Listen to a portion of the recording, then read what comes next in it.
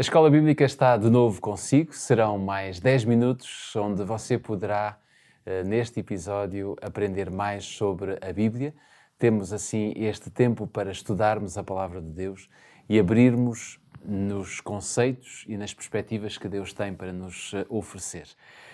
A nossa intenção é podermos estudar em torno do livro de Atos, ou da Epístola que existe aos Gálatas, onde nós, de alguma forma, tentamos descobrir o possível Evangelho que existe dentro desta Epístola e que nos dá a garantia de que esta Epístola aponta-nos, sem dúvida, para Jesus e para a grande misericórdia que Ele tem para nos oferecer.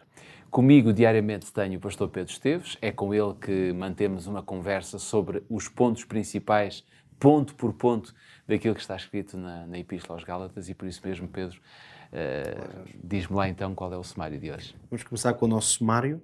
Vamos continuar a analisar a maneira como Paulo se posiciona diante da Igreja.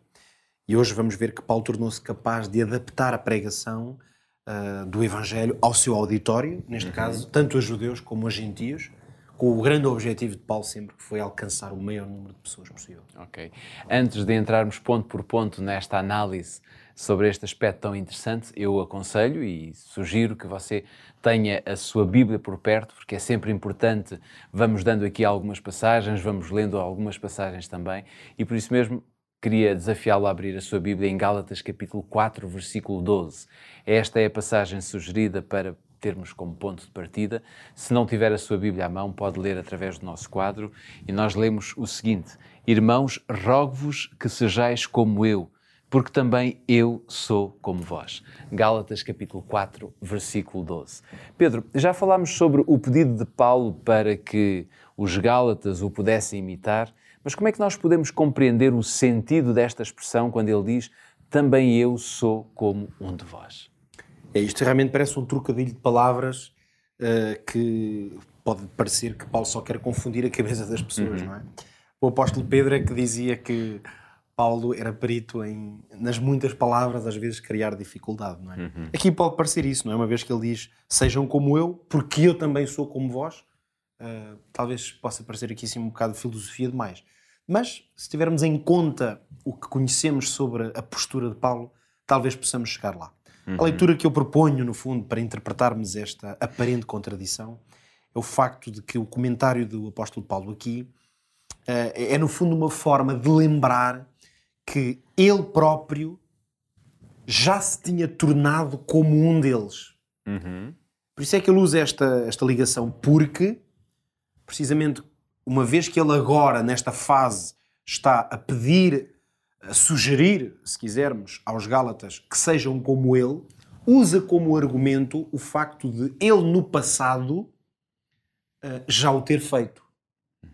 De que forma é que nós podemos entender que o apóstolo fez isto? É que, sendo ele um judeu, obviamente, de educação, de criação, Paulo tornou-se como um gentio, no sentido em que foi capaz e soube esquecer esse seu passado de educação na lei. Um gentio sem lei. Um gentio, como que um gentio sem lei, usando a expressão sem lei, no sentido da ligação judaica, aos ter sido criado debaixo da lei.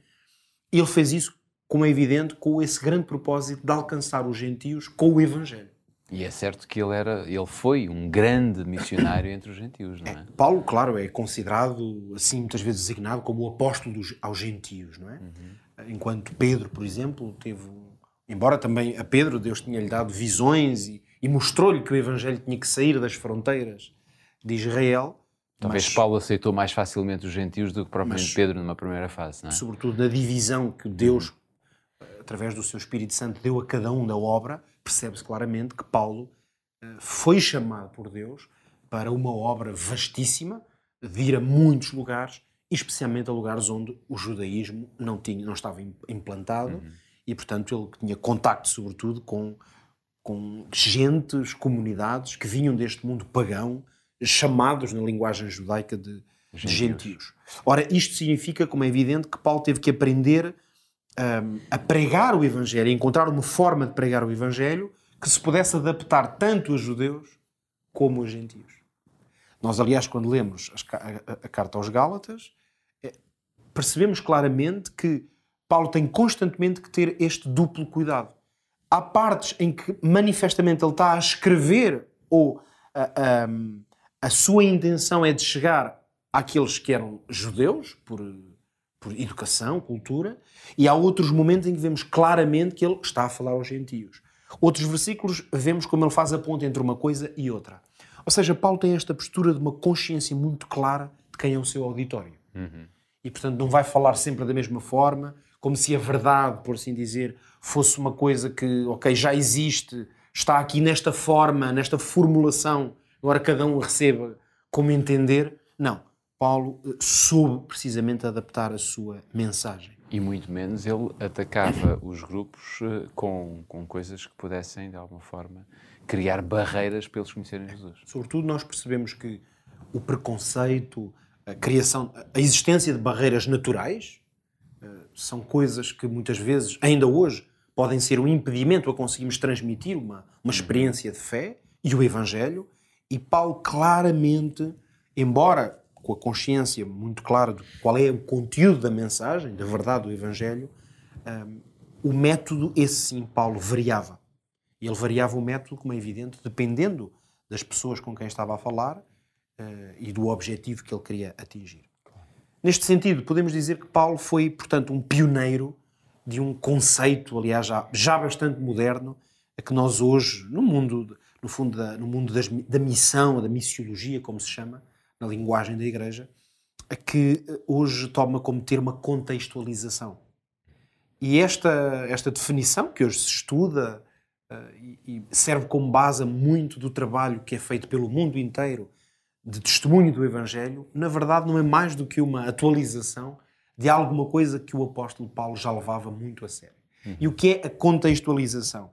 É a necessidade de comunicar o Evangelho de tal maneira, utilizando ferramentas ou mesmo utilizando linguagem, que consiga fazer sentido essa mensagem e o Evangelho, que faça sentido no contexto das pessoas a quem é dirigido. Significa que o uso, por exemplo, de uma parábola pode, num contexto, fazer sentido.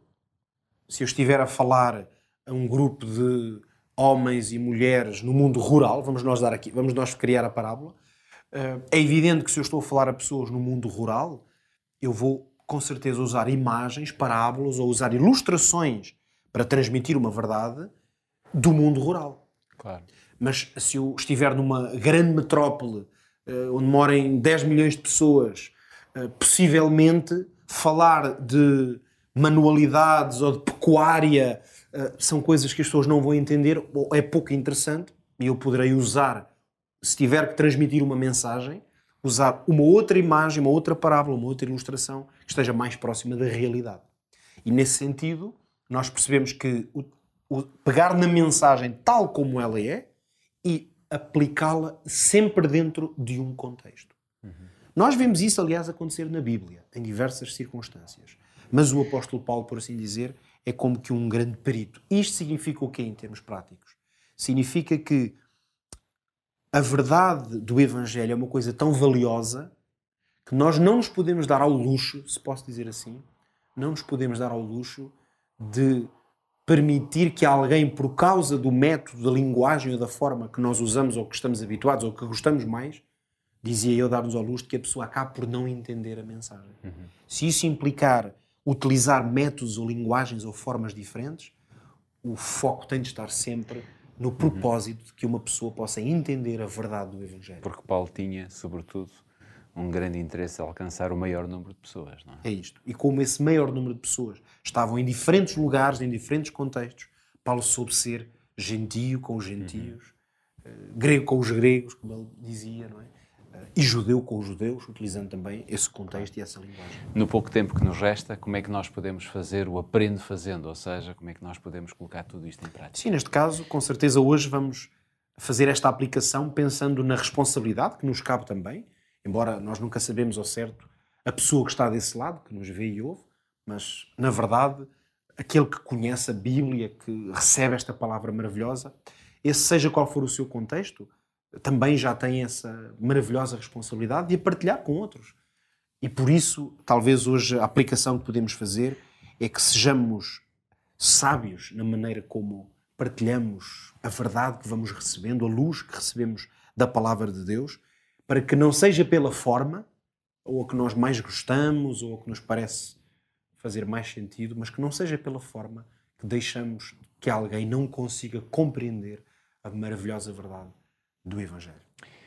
Siga estes conselhos, seja sábio e fique também com a certeza de que nós estamos por cá todos os dias para lhe fazer companhia e amanhã estaremos cá neste mesmo horário, nestes 2 canais que temos para transmitir a Escola Bíblica, quer pelo Up Channel, quer também pela Rádio RCS. Ficam as nossas despedidas, conto consigo, amanhã, neste mesmo horário.